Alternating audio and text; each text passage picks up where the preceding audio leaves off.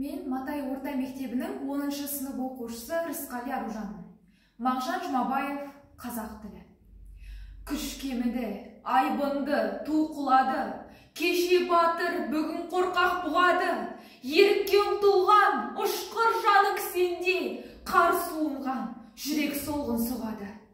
Қыран құсты, қос қанаты қырқылды, күндей күшті күркіреген ел тынды.